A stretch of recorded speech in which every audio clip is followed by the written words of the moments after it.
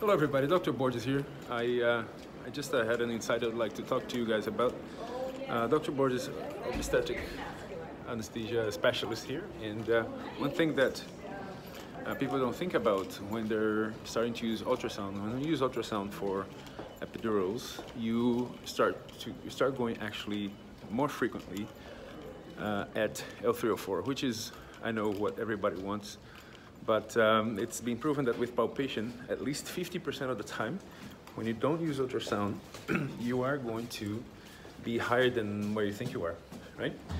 So what happens is when you inject your regular dose, I think most people here, my colleagues here, we use, here in Canada anyways, we use 0.75% bupivacaine for spinals, right?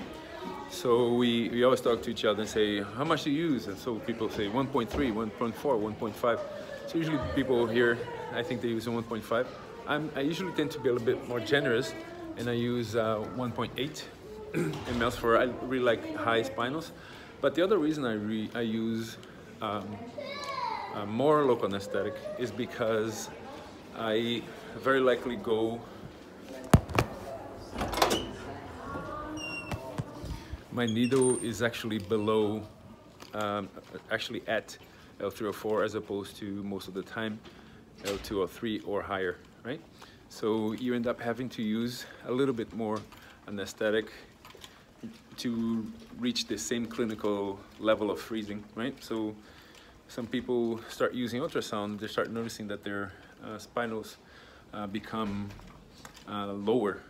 So my point is, when you go in the right level, which is usually below where we go with just palpation, you're gonna have to end up using a little bit more local anesthetic to achieve your, your usual level of anesthesia. All right, that's it. That's my point. And yeah, I hope you got some insight out of this one.